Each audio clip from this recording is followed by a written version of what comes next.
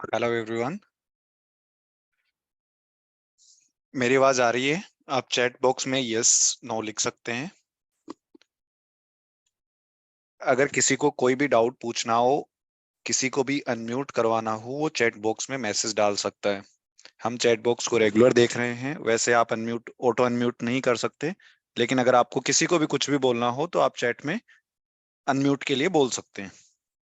अगर कोई भी डाउट पूछना हो, कुछ भी पूछना हो, तो आप बता सकते हैं। क्लियर है?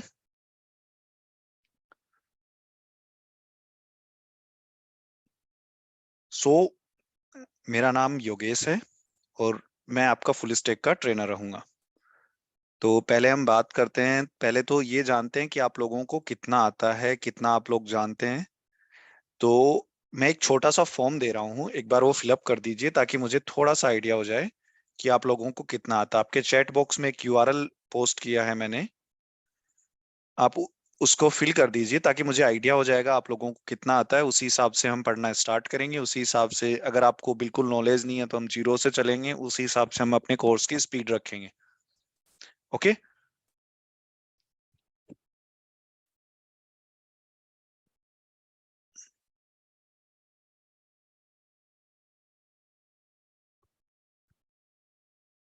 मैं फिर रिपीट कर रहा हूँ, किसी को भी कुछ बोलना हो, अनम्यूट कराना हो, कोई डाउट पूछना हो, वो चैट में मैसेज कर देना कि हाँ सर मुझे कुछ पूछना है।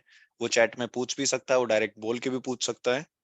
बाय डिफॉल्ट अनम्यूट की परमिशंस ऑफ हैं। मैंने एक फॉर्म पोस्ट किया है, तो आप उसमें अपनी डिटेल्स फिल कर दीजिए, जो हम अटेंडेंस और आपके ऑब्जर्वेशन के लिए रेगुलरली उन रिकॉर्ड्स को यूज करेंगे। ऑब्जर्वेशन, कम्युनिकेशन, असाइनमेंट, आपकी वो डिटेल्स हम यूज करते रहेंगे।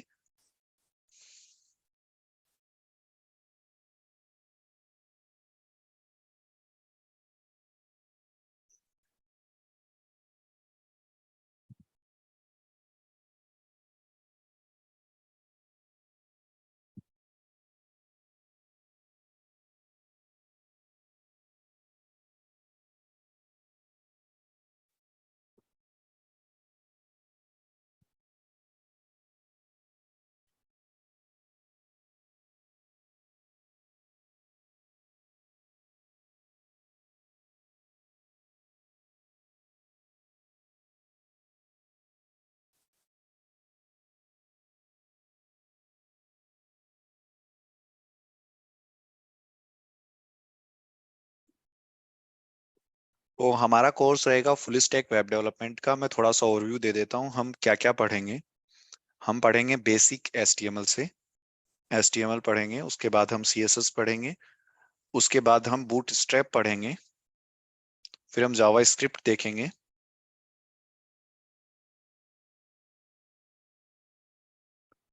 ओके, अगर किसी के पास रजिस्ट्रेशन नंबर नहीं है तो उसमें नल नील लिख देना, कोई दिक्कत नहीं है। उसके बाद हम बूटस्ट्रैप देखेंगे। उसके बाद हम रिएक्ट स्टार्ट करेंगे। रिएक्ट के बाद हम हमारा नोड जेएस और एक्सप्रेस जेएस करेंगे मोंगोडीबी डेटाबेस के साथ। उसके बीच में हमारा एक लेक्चर आएगा जिसमें हम गिट और गिटहब के बारे में सीखेंगे, कैसे आप प्रोजेक्ट गिट और गिटहब को यूज करके प्रोजेक्ट पे काम किया जाता है, कैसे हमारा वर्जन कंट्रोल सिस्टम काम करता है, कैसे कंपनीज में काम होता है, तो हम उसके बारे में भी समझेंगे। गिट, गिटहब एंड जीरा। और लास्ट में हम आपके प्रोजेक्ट का डिप्लॉयमेंट करेंगे किसी भी क्लाउड सर्वर पे, चाहे वो AWS हो, चाहे कोई भी क्लाउड हो, वहां पे आपका प्रोजेक्ट का डिप्लॉयमेंट करेंगे। तो हमारा ये पूरा साइकिल ऐसे रहेगा। क्लियर है?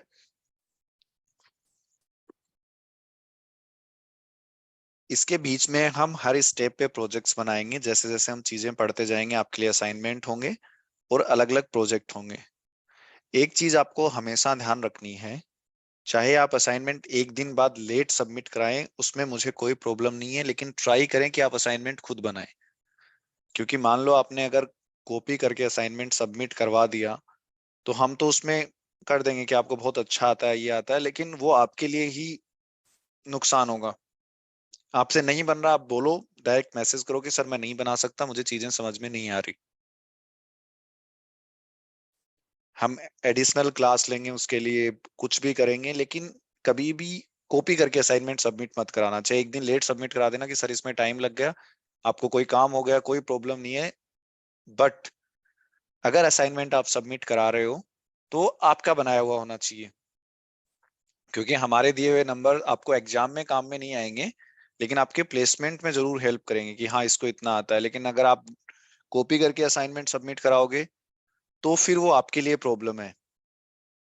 मान लो हम आपको बेस्ट भी बोल दें लेकिन आप इंटरव्यू में कुछ परफॉर्म नहीं कर पा रहे हो, तो फिर वो आपके लिए प्रॉब्लम है। फिर आपको कुछ नहीं फायदा होगा उस चीज से, अगर आप कॉपी करके असाइनमेंट सबमिट कराओगे तो। कम बना लो, जितना आता है उतना बना लो, लेकिन डोंट कॉपी। ओके। अभी मैं एंट्रीज आपकी चेक कर लेता हूँ।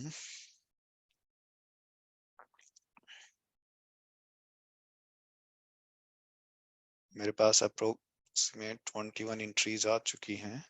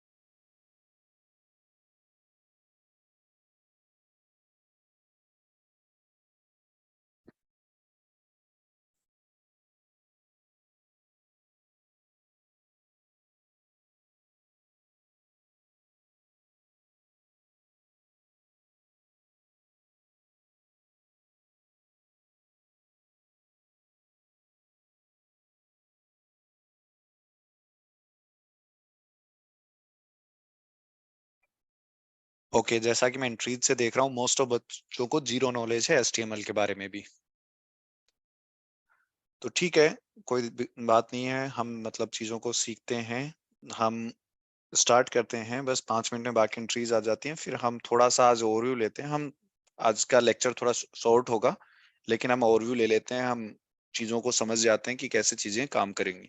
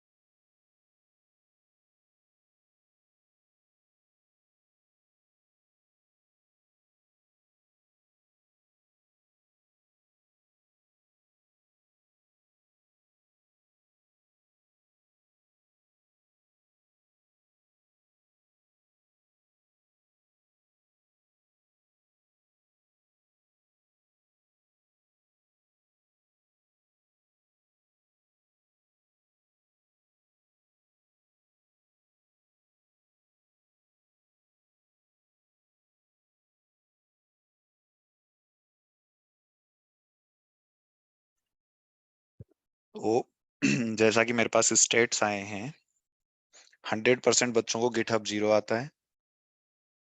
रिएक्ट जेएस 100% लोगों को जीरो आता है। जावा स्क्रिप्ट 72% लोगों को जीरो आता है। बाकी 27% लोगों को बेसिक्स पता है।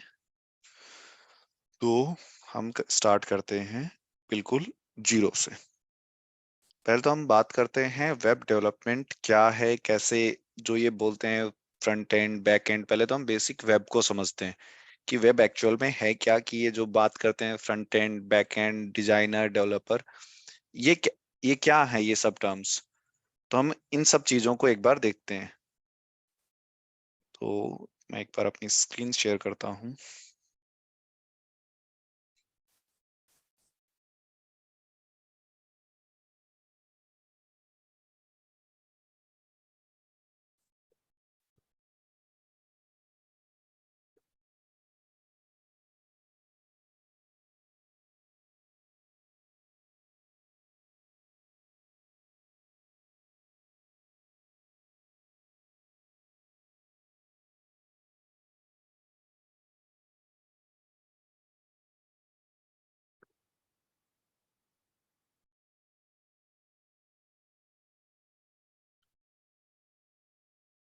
उस टाइम तो मुझे, मैं स्क्रीन शेयर कर रहा हूँ।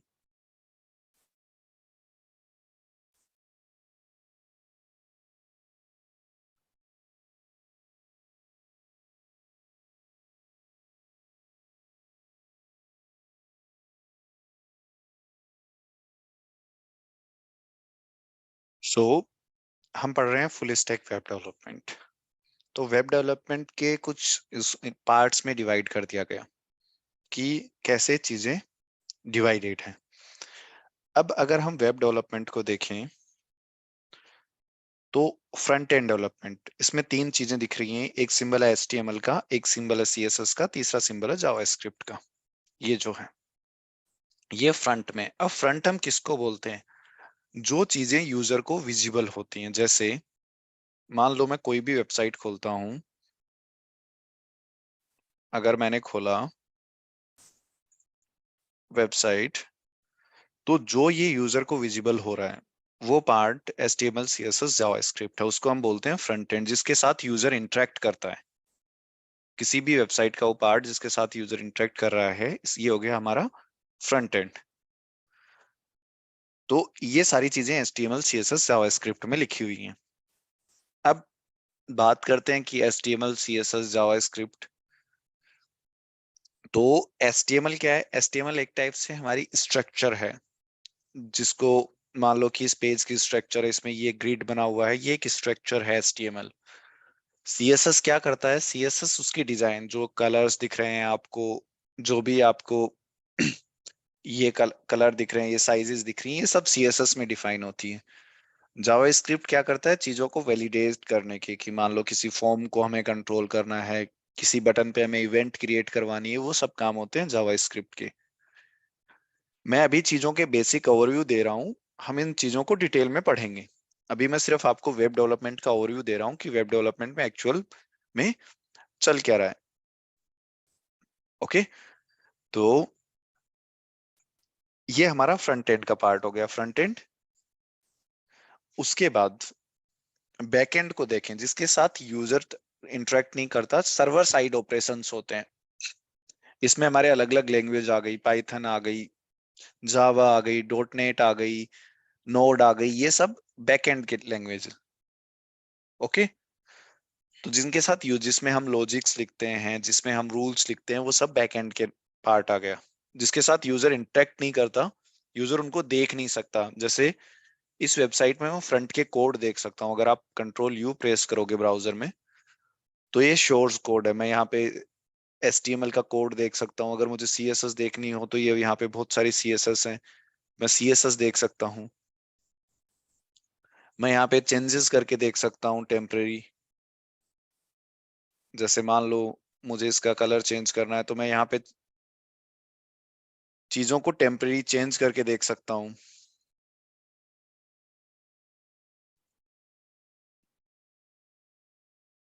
जैसे मैं आपको दिखाऊं, जैसे इसका कलर देखो रेड हो गया, टेक्स्ट का, व्यू कोर्स वाले का।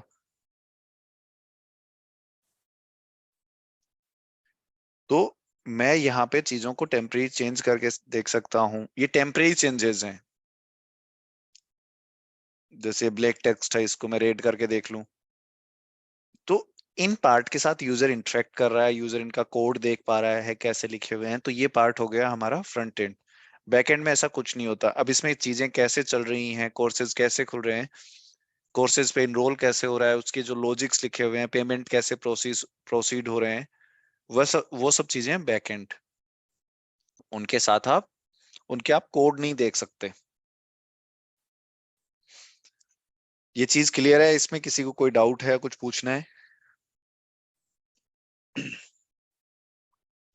और टेम्परेरी चेंजेस से मेरा मतलब है, अगर मैं इस पेज को रिफ्रेश करूंगा तो वापस वो वेबसाइट वैसे ही आ जाएगी जैसे हमारी पहले थी। ओके,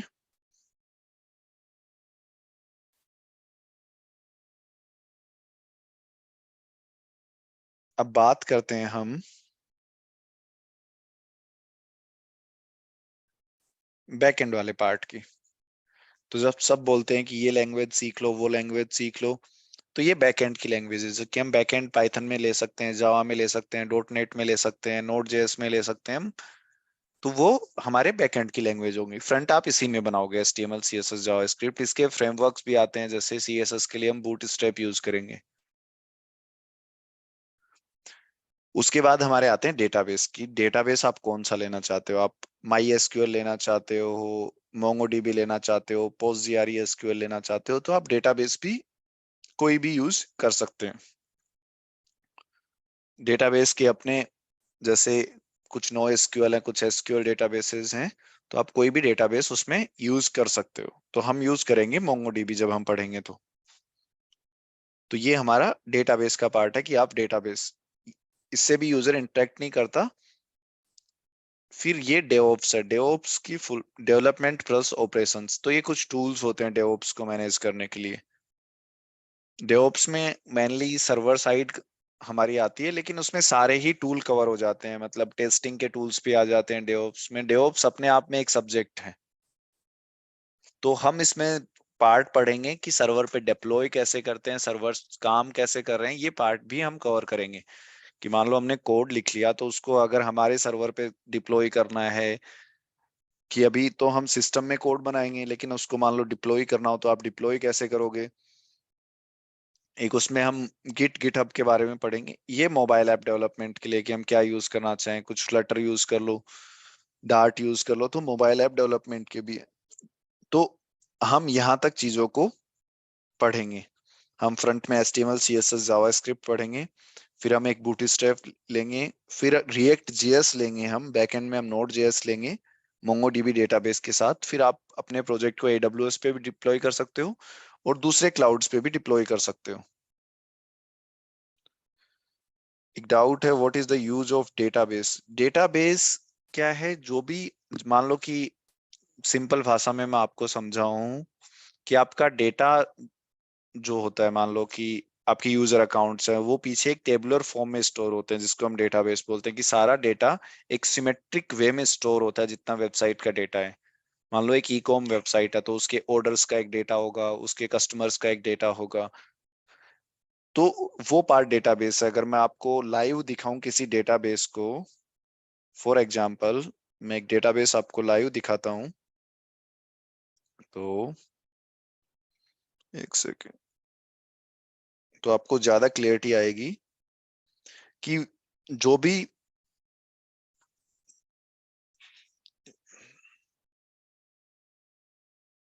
फिर आप,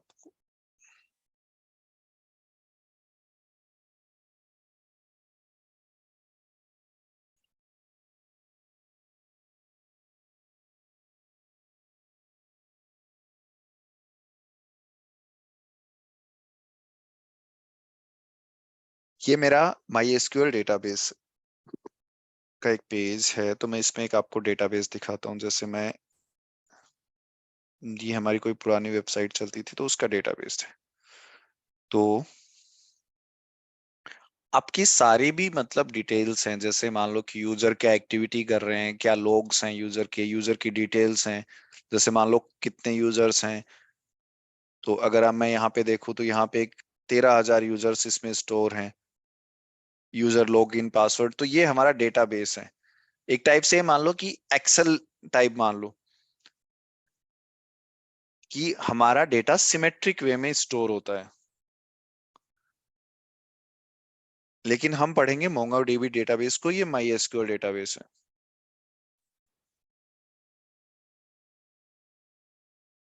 क्लियर है?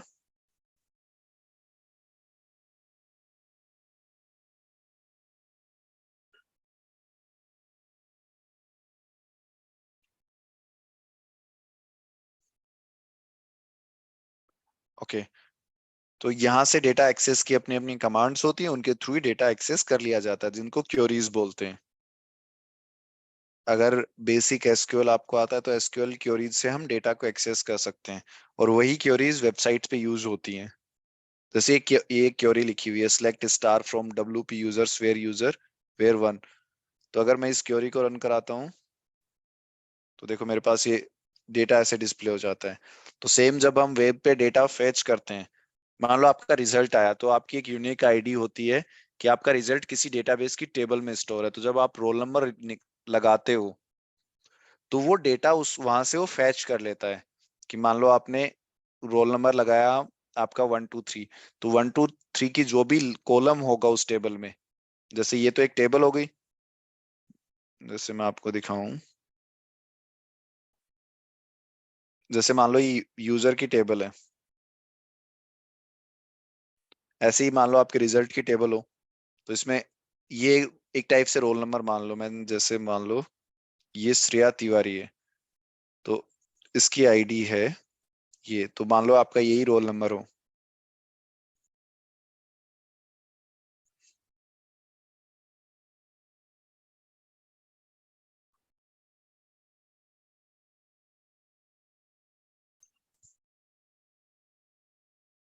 तो अब देखो मैंने एक क्वेरी लगाई तो उसमें देखो यही रिजल्ट निकल के आया। तो मैंने क्या लिखा, select star from WP users where ID equals to 123 13855, तो 13885 का मेरे को रिजल्ट उन्होंने दिखा दिया। अगर मैं आईडी चेंज कर देता यहाँ पे, तो वही चीज आप कर रहे होते हो जब आप रिजल्ट देख रहे होते हो, तो आप अपने रोल नंबर लगा रहे हो, तो रोल नंबर लगा रहे होते हो। अगर मैं आईडी को यहाँ पे 6 कर देता तो कोई और रिजल्ट मेरे पास एक निकल के आता। और ये जो रिजल्ट, ये सिद्धार्थ का रिजल्ट निकल के आया, अब ये जो रिजल्ट निकल के आया है इसी रिजल्ट को आपको वेब व्यू में दिखा दिया जाता है। तो जो भी डेटा आप देख रहे होते हो वो डेटाबेस से फैच हो रहा होता है। क्लियर है? तो ये हमारा डेटाबेस है। और किसी को कोई डाउट इसमें?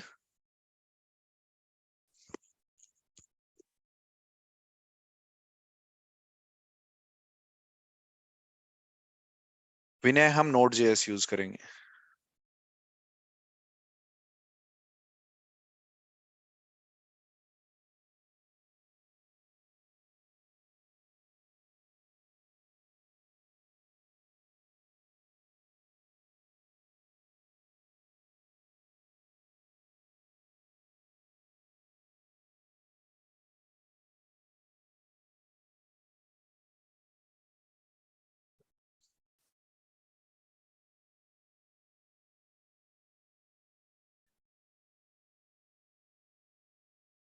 ठीक है, तो ये हमारा बेसिक था फुल स्टैक वेब डेवलपमेंट में क्या क्या होता है। उसके बाद अलावा मैंने आपको बताया कि हम गिट और गिटहब को देखेंगे। अब गिट और गिटहब का केस क्या है कि गिट, आपने नाम सबने सुना होगा कि हाँ गिटहब पे प्रोजेक्ट होते हैं, ऐसे होता है। जैसे मैं आपको ओवरव्यू दूं, तो गिट और गिटहब दोनों बहुत अलग अलग चीजें होती हैं। अगर आप गिट की बात करो तो गिट क्या है, एक वर्जन कंट्रोल सिस्टम है। इसको भी हम डिटेल में देखेंगे, और ये हम बीच में ही देख लेंगे। जैसे ही हमारी HTML CSS खत्म होगी तो हम प्रोजेक्ट गिटहब पे ही सबमिट करेंगे। जो भी आप प्रोजेक्ट बनाओगे वो गिटहब पे सबमिट करोगे। तो गिट तो एक वर्जन कंट्रोल सिस्टम है, और गिटहब क्या है, गिट एक जगह है जिसको सर्वर आप बोल सकते हो, जहां पे आप डेटा, गिट एक प्रोसेस है जो आप यूज करते हो।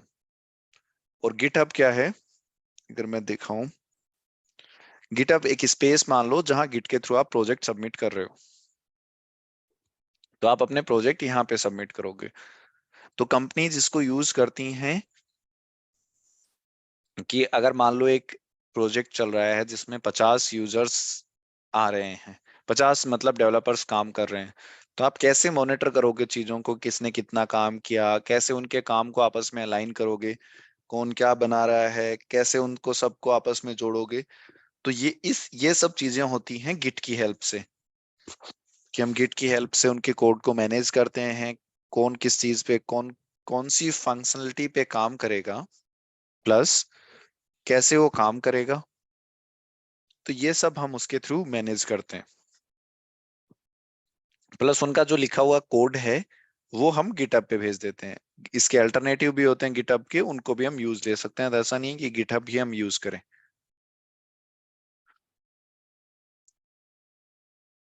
अब यहाँ तक किसी को कोई डाउट है तो आप बिल्कुल, आप चैट बॉक्स में पूछिए। कोई किसी भी चीज से रिलेटेड कोई भी डाउट है तो आप बिल्कुल चैट में लिखिए और आप पूछ सकते हैं। हम डाउट्स लेंगे 5 मिनट, जिसको भी जो भी डाउट है आप लिख दीजिए।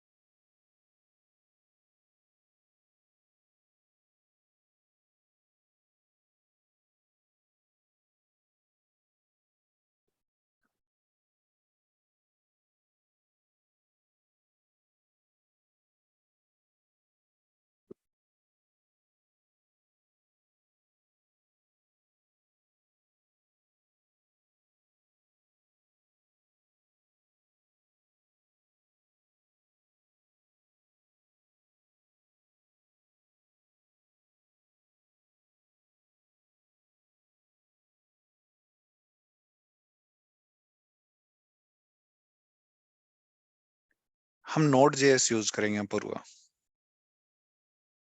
ये इतना बड़ा नाम है या फिर ये अलग अलग नाम है तीनों? क्योंकि बहुत बड़ा नाम है मेरे पास। हम नोड जेएस को यूज करेंगे।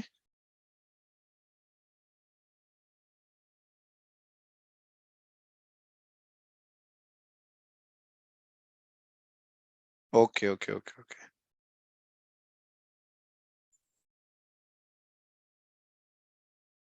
क्योंकि आपकी सबकी अटेंडेंस भेजनी पड़ती है, मुझे लगा दो तीन लोग एक साथ क्लास ले रहे हैं।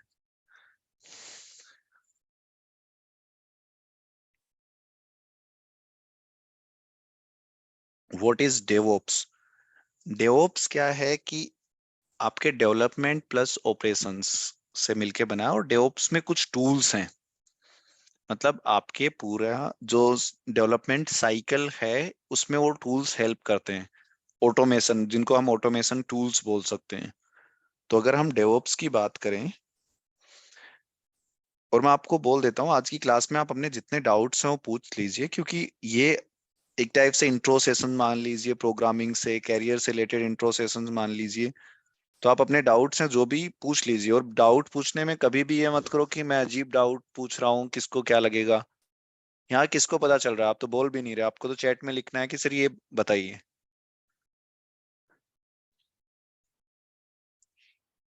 अगर मैं आपको डेवऑप्स दिखाऊं,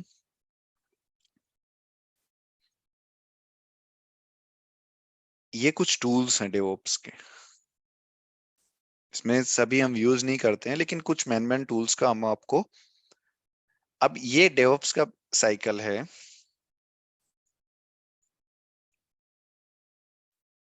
यहाँ पे build, test, release, deploy, operate, monitor, plan. अगर आप यहाँ से देखो, यहाँ पे प्लानिंग हो रही है, उसके बाद कोड लिखा जाता है, फिर वो बिल्ड होगा प्रोजेक्ट, उसके बाद टेस्टिंग होगी, उसके बाद उसको रिलीज करेंगे, उसके बाद उसको डिप्लॉय करेंगे, उसके बाद ऑपरेशंस, यानी कि वो कैसा वो टूल चल रहा है जिसको हमने डिप्लॉय किया है, और उसके बाद उसकी मॉनिटरिंग। तो हर एक स्टेप पे कुछ टूल्स काम में आते हैं। जब हम कोड लिख रहे होते हैं तो हम, मैंने बताया था, गिट आप काम में ले रहे हो, जीरा आप काम में ले रहे हो, ये एडिटर है जिसमें जावा के मोस्टली कोड लिखे जा रहे हैं उसको काम में ले रहे हो। फिर बिल्ड के टाइम हम मावेन को काम में ले रहे हैं। फिर उसके बाद हम टेस्टिंग के लिए कुछ टूल्स काम में ले रहे हैं, जे यूनिट। उसके बाद हम रिलीज के टाइप जेनकिंस काम में ले रहे हैं।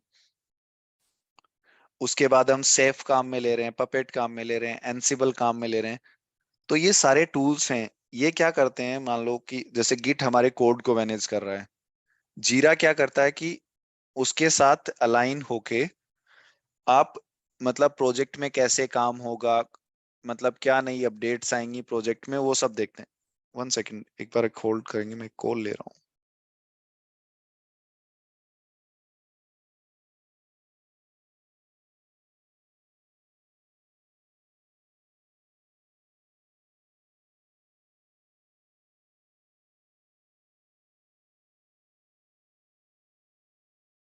मान लो आपने कोड लिखा। जीरा एक टाइप से जिसको हम, जहाँ पे टास्क असाइन होती है कि कौन क्या कोड लिखेगा। जैसे मान लो कि कुछ नया आने वाला है तो उसकी पूरी डिटेल्स वहां पे फीड होती है कि आपको इस प्रोजेक्ट पे काम करना है, ये चीजें आपको बनानी है, ये डिजाइन आपको बनानी है, तो वो सब जीरा बताता है। क्लिप्स की हम बात करें तो वो कोड एडिटर है, जैसे हम वीएस कोड यूज करते हैं। फिर उसके बाद उस कोड की बिल्ड बनेगी जिसको हम टेस्ट करेंगे। तो टेस्टिंग के लिए टूल्स हैं। जेनकिंस क्या करता है, उस चीज को ऑटोमेट करता है। मान लो आपको सर्वर पे डिप्लॉय नहीं करना पड़े तो एक पाइपलाइन बना देता है। तो ये अलग अलग टूल्स हैं डेवऑप्स में। इन सारे टूल्स को मिला के हम डेवऑप्स बोल देते हैं। बाकी बहुत सारे टूल्स हैं, अगर आप अगर देखना देखोगे तो।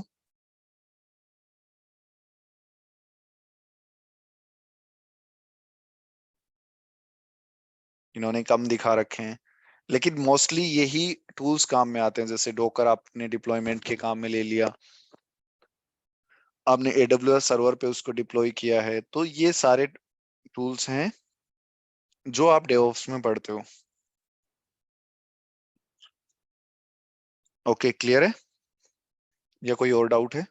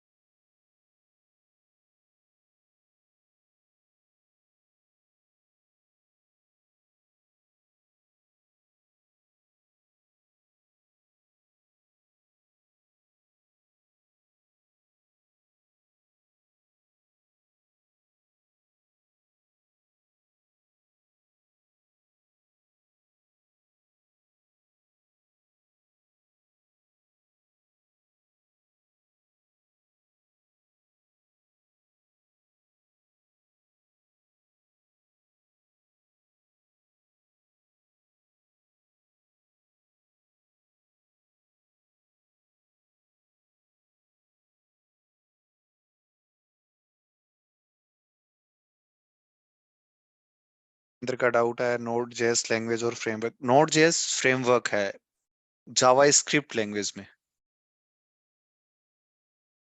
कि नोड जेएस रिएक्ट जेएस, ये रिएक्ट जेएस में भी आप जावा स्क्रिप्ट यूज करोगे। ओके। उसके बाद what is DevOps in web development? मतलब आप कुछ, डेवऑप्स एक कॉम्बिनेशन ऑफ टूल्स है। मतलब आप वेब डेवलपमेंट में तो आप उसको, मतलब वेब डेवलपमेंट में उसके कुछ टूल्स आ जाएंगे जो आप काम में लोगे। जैसे आप ये कोड वाला पार्ट कर रहे हो सिर्फ आप, अगर आप डेवऑप्स की बात करोगे तो कोड वाले, मैंने आपको स्टार्टिंग में बताया था, हम गिट पढ़ेंगे, हम जीरा को भी ऑब्जर्व करेंगे, हम एडिटर भी पढ़ेंगे, तो आप सिर्फ ये कोड वाला पार्ट कर रहे हो।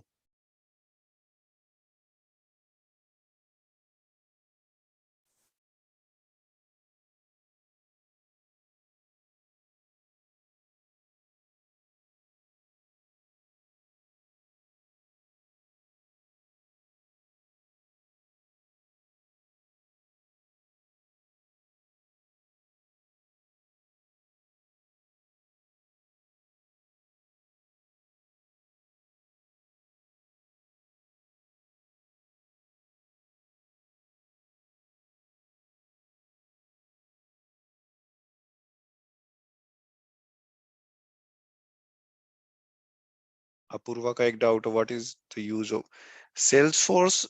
सीआरएम है, मतलब सेल्स फोर्स हम काम में लेते हैं सेल्स, ई कॉम ऑपरेशंस, उन सबको मैनेज करने के लिए सेल्स फोर्स एक टाइप से कंप्लीट हम बोले तो सेल्स फोर्स सीआरएम ही है, कि एक सॉफ्टवेयर बन गया, उसको हम अलग अलग चीजों के लिए, जो भी हमारा यूज केस है, मतलब बड़े लेवल पे ऑपरेशंस हो रहे हैं उनको मैनेज करने के लिए हम सेल्स फोर्स काम में लेते हैं।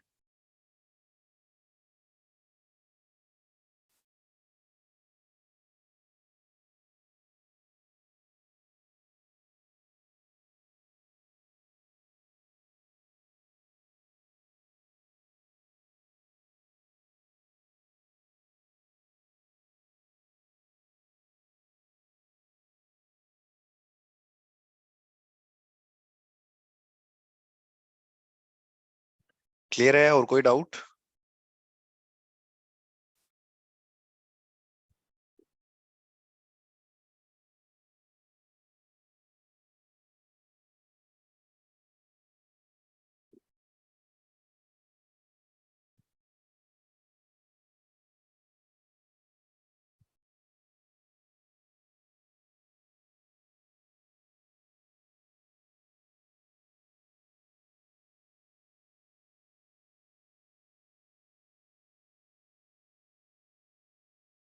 आई am unable to understand what is React Angular MongoDB.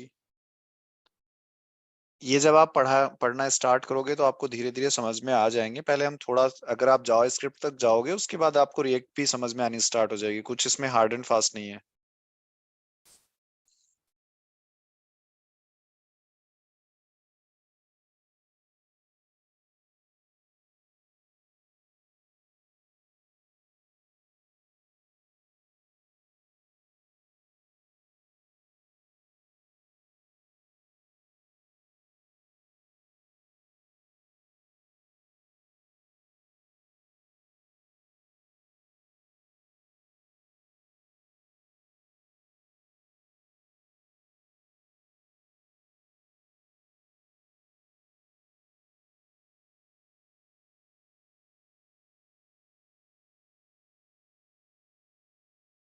अगर आप कंप्लीट साइकिल की बात करो तो ये टूल्स काम में आते हैं, मतलब अगर कंप्लीट कंपनी लेवल पे ऑपरेशंस हो रहे हैं तो ये काम में आते हैं सारे टूल्स। लेकिन कंपनी पार्ट्स में बटी होती है, ऐसे नहीं है कि सब लोग एक ही चीज पे काम, अलग अलग सबको सारी चीजें आनी चाहिए। कि अगर आप फ्रंट एंड पे काम कर रहे हो तो आपको फ्रंट एंड ही देते हैं, अगर आप बैक एंड पे काम करते हो तो आपको बैक एंड ही पे ही काम करना होता है, अगर आप डिप्लॉयमेंट पे कर रहे हो तो आपको डिप्लॉयमेंट, एक आदमी सारी चीजें नहीं करता है। अजय अपने क्वेश्चन को थोड़ा सा रिफाइन करो।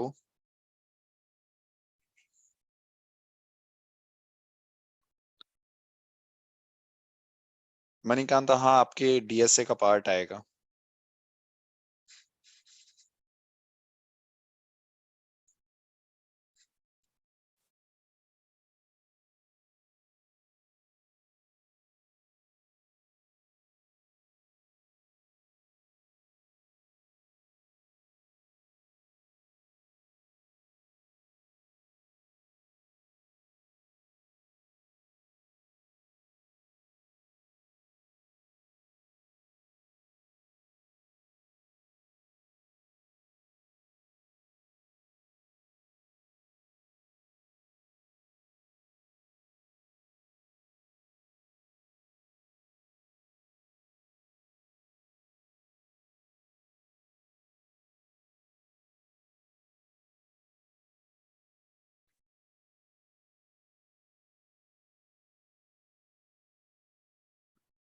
Okay Ajay, what is how it's work?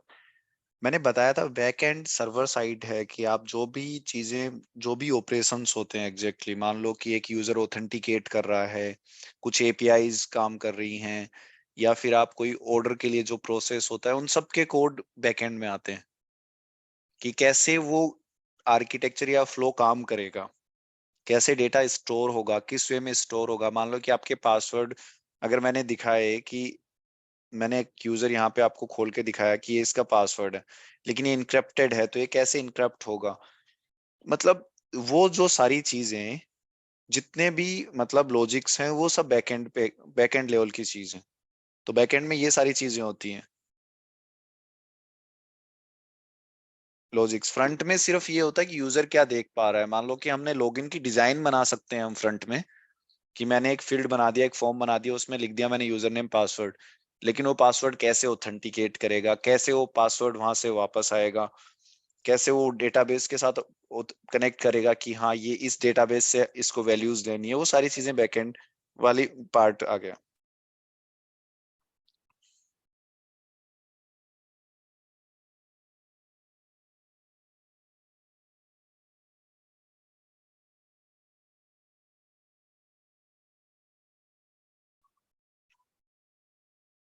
हाँ, ये क्लास की रिकॉर्डिंग आप सबको मिल जाएगी।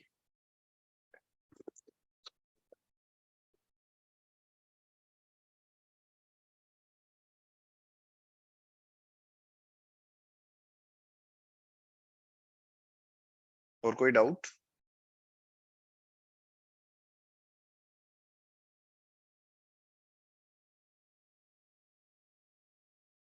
फिलहाल तो यही टाइमिंग रहेगी 6 बजे से। अगर कोई भी टाइम अपडेट होता है तो आपको बता दिया जाएगा, क्योंकि टाइमिंग के बारे में हमें भी नहीं पता होता, ऑपरेशनल टीम देखती है कि कौन सी क्लास कितने बजे होगी।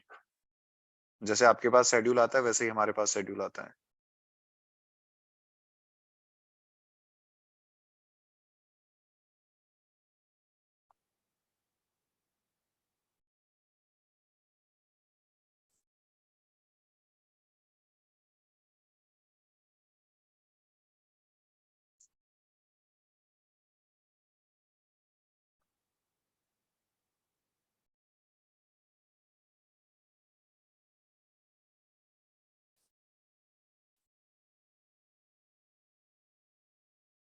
किसी को और कोई डाउट नहीं है?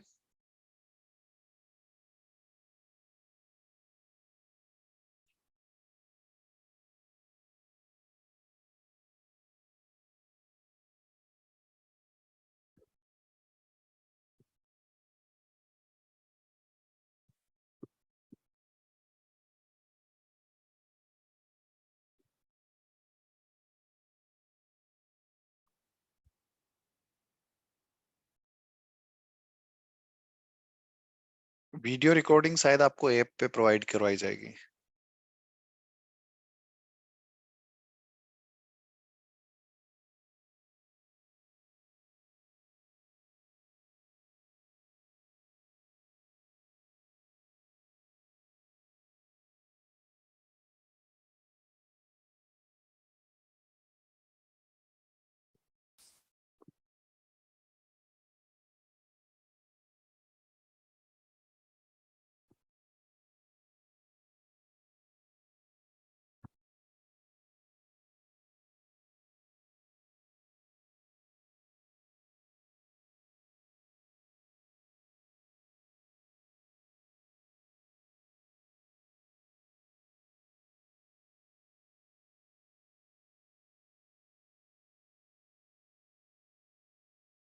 Okay, please teach us with face video.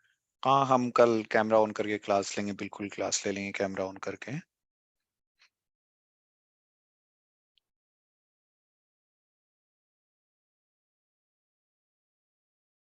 हम जावा नहीं पढ़ेंगे, हम जावा स्क्रिप्ट ही पढ़ेंगे। नहीं, हम वर्ड प्रेस भी यूज नहीं करेंगे, वर्ड प्रेस पीएचपी का है।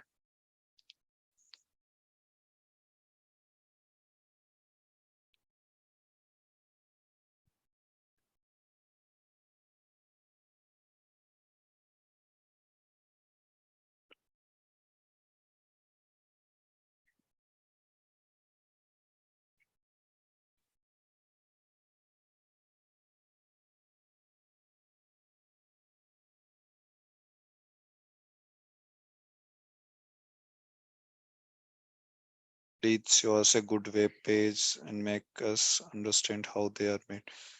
आप कोई भी पेज मेरे को दिखा देना, मैं आपको थोड़ा सा बता दूंगा कि वो कैसे बना हुआ है। ऐसे तो मैं क्या दिखाऊं आपको गुड वेब पेज।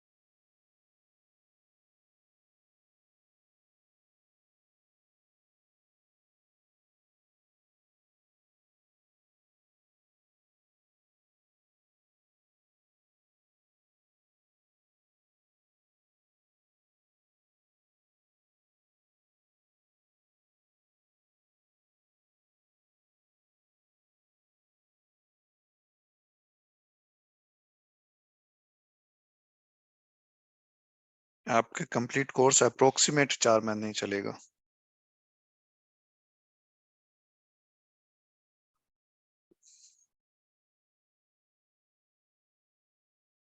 नहीं, हम C++ यूज नहीं करेंगे।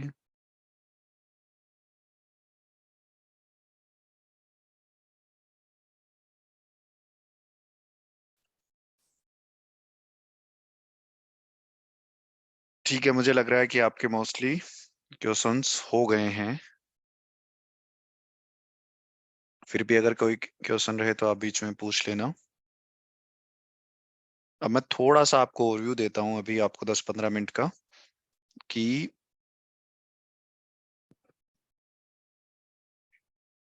हाँ, हम सब कुछ खत्म कर लेंगे 4 मंथ में, कोई दिक्कत नहीं है। तो पहले हम बात करते हैं वेबसाइट्स की। तो पहले आप यही टर्म याद रखो, HTML CSS। आप जावास्क्रिप्ट को भी भूल जाओ। जैसे मैं किसी भी चीज की बात करता हूँ, तो आपके पेज की एक स्ट्रक्चर होती है। जब भी आप वेब पेज बनाते हो तो पहले आप उसकी स्ट्रक्चर डिफाइन करते हो कि क्या स्ट्रक्चर में बनेगा। फॉर एग्जाम्पल, जैसे आप ये एक सेकंड में इसका कलर चेंज करता हूँ।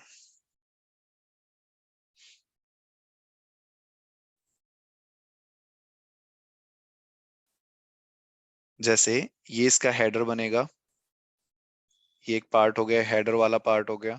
फिर यहाँ पे कंटेंट का पार्ट हो गया कि ये इसका कंटेंट वाला पार्ट है। उसके बाद अगर हम फूटर बनाना चाहें तो फूटर, तो ये, उसके बाद अगर हम साइड में साइड बार बनाना चाहें तो साइड बार। तो ये एक स्ट्रक्चर है। ये जो स्ट्रक्चर जिसमें हम बनाते हैं वो है HTML। और इस स्ट्रक्चर को, कोई भी स्ट्रक्चर है मान लो, उसको अगर हमें कलरफुल बनाना है तो उसके लिए हम CSS को यूज करते हैं। अब अगर आप किसी भी पेज को देखना चाहें तो मैंने स्टार्टिंग में भी आपको बताया था, कंट्रोल U से आप उसका सोर्स कोड चेक कर सकते हैं। अब मैं एक छोटा सा आपको एक पेज का वो कोड लिख के दिखाता हूँ। एक तो सभी अपने सिस्टम में ये सॉफ्टवेयर इंस्टॉल कर लेना, विजुअल स्टूडियो कोड, अगर नहीं है तो आज मैं आपको सिर्फ बेसिक ओवरव्यू दूंगा एक पेज का। अब हम एक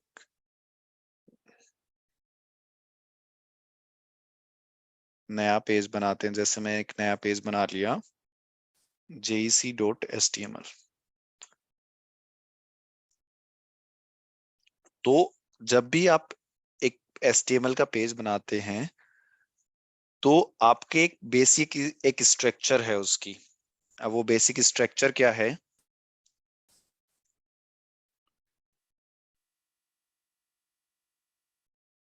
कि वो स्ट्रक्चर आपको हमेशा फॉलो करनी है, जो कि एक स्टैंडर्ड है।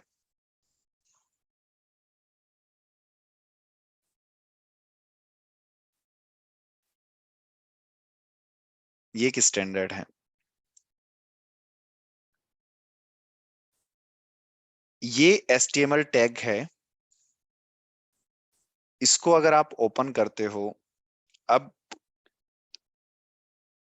ये जो आपको दिख रहे हैं HTML हेड, टाइटल, बॉडी, ये सब HTML के टैग्स हैं। जो भी कोई टैग ओपन, ये ओपनिंग टैग है, और इस ओपनिंग टैग को हमें क्लोज भी करना पड़ेगा। तो जब भी हम टैग को ओपन करते हैं तो हम उसको क्लोज भी करेंगे। फॉर एग्जाम्पल, मान लो अगर मैं HTML लिखता हूं यहाँ पे, तो VS कोड ऑटो क्लोज करता है, तो ऐसे हमें उसको क्लोजिंग टैग क्लोज भी करना पड़ेगा। तो अगर एक हम बेसिक, जो बेसिक बिल्कुल बेसिक स्ट्रक्चर है उसकी अगर हम बात करें, तो सबसे पहले HTML, यानी कि आपका पेज स्टार्टिंग के और पेज के बिल्कुल एंड में। उसके बाद हम लेंगे हेड, और हेड जहां पे क्लोज होता है वहां पे हम स्टार्ट करेंगे बॉडी। ये हमारी एक बिल्कुल बेसिक स्ट्रक्चर है। HTML स्टार्टिंग में स्टार्ट होता है कुछ ऐसे, कि HTML के अंदर दो चीजें होती हैं, एक हेड और एक बॉडी। ये यहाँ स्टार्ट हुआ, यहाँ एंड हुआ, यहाँ हेड स्टार्ट हुआ, हेड एंड हुआ, बॉडी स्टार्ट हुई, बॉडी स्टार्ट। जो भी हम यूजर को दिखाते हैं वो सब हम लिखते हैं बॉडी के अंदर। जितनी भी चीजें होती हैं वो इस इन दोनों टैग के बीच में लिखते हैं। चाहे यूजर को हमें कोई पैराग्राफ दिखाना हो, कुछ भी दिखाना हो, और जो आपके SEO से रिलेटेड चीजें हैं या फिर एक्सटर्नल CSS है, ये सब हम डिफाइन करते हैं हेडर में। एक आपने यहाँ पे और चीज देखी होगी, टाइटल।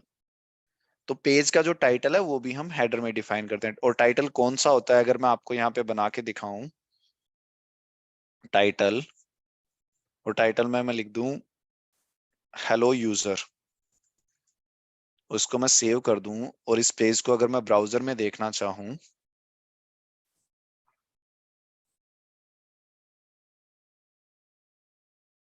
तो देखो वो हेलो यूजर यहाँ नहीं दिखा। वो हेलो यूजर दिखेगा आपको यहाँ पे। तो जो भी हम टाइटल में लिखते हैं, जो भी हम टाइटल में लिखते हैं वो यहाँ दिखता है। तो ये सब जो आप देख रहे हो, ये सब टाइटल्स हैं। और अगर मैं आपको दिखाऊं, इनका रियल व्यू दिखाऊं, मान लो यहाँ पे क्या टाइटल आप देख रहे हो, लर्न एंड बिल्ड टाइटल देख रहे हो, ठीक है। तो अगर आप इसको कंट्रोल U करोगे और आप टाइटल सर्च करोगे, तो देखो एग्जैक्ट यही आप ऊपर देख रहे हो, इसके कोड में टाइटल लिखा हुआ है, एग्जैक्ट यही आप ऊपर देख रहे हो, online courses by industry expert. Same अगर मैं गिटहब पे जाऊं, तो यहाँ क्या है, let's build from here GitHub. अगर मैं इसको कंट्रोल U करूं, तो ये देखो, तो जो भी आप यहाँ देखते हो, यहाँ क्या दिख रहा है आपको, let's build from here GitHub. तो आप किसी भी साइट पे जाओगे तो वो आपको टाइटल यहाँ पे दिखेगा। बाकी आप जो भी चीजें लिखोगे, मान लो मुझे कोई पैराग्राफ दिखाना है, जैसे मैं यहाँ पे लिखना चाहूँ हेलो वर्ल्ड, तो वो मुझे पेज के अंदर दिखेगा। जो भी मैं बॉडी के अंदर लिखूंगा वो मुझे पेज के अंदर दिखेगा। ये देखो हेलो वर्ल्ड। और मैं बात कर रहा था डिजाइनिंग की, मान लो अब मेरे को इसके कलर रेड वेड करने, रेड या कुछ और करना है, तो वो सब हमारा CSS का पार्ट है। तो मैं जैसे इसका कलर रेड करना, ब्लू करना चाहूँ, तो ये सब पार्ट मेरे CSS के हैं। तो देखो ब्लू कलर हो गया।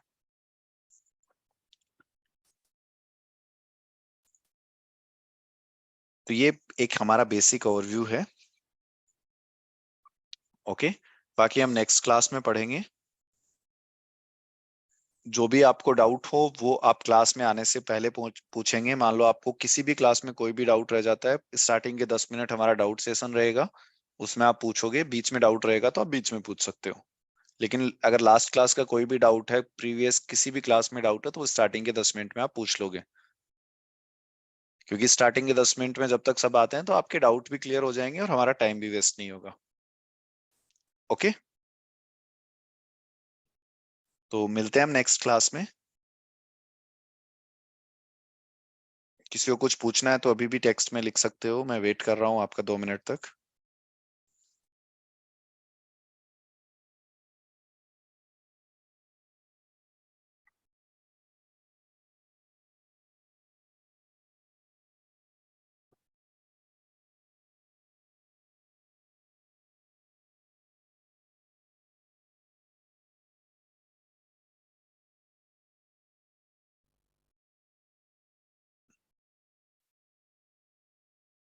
What is doc type HTML? ये ब्राउजर को इंफॉर्मेशन देता है कि आप हमारे डॉक्यूमेंट की टाइप क्या है।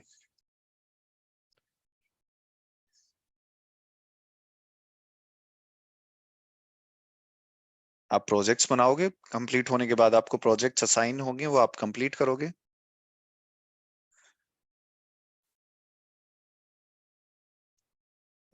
एक्सटेंशन ऑफ VS कोड, मैं कोई भी एडिशनल एक्सटेंशन यूज नहीं कर रहा, मैं सिर्फ लाइव सर्वर यूज कर रहा हूँ। ये एक्सटेंशन जो कि उसको पेज को कंटिन्यूअस रनिंग पे रखता है, तो आप लाइव सर्वर वाला एक्सटेंशन यूज कर सकते हो। मैं सिर्फ यही एक्सटेंशन फिलहाल यूज कर रहा हूँ, ये जो पहला ही पहला आपको दिखता है।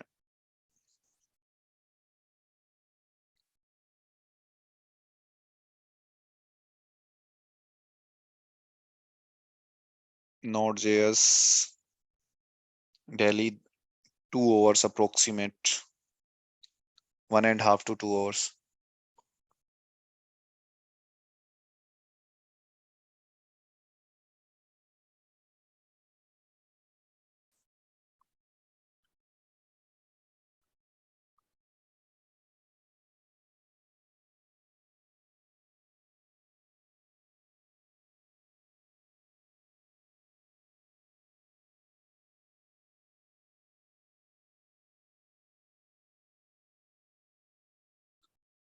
कोई और डाउट?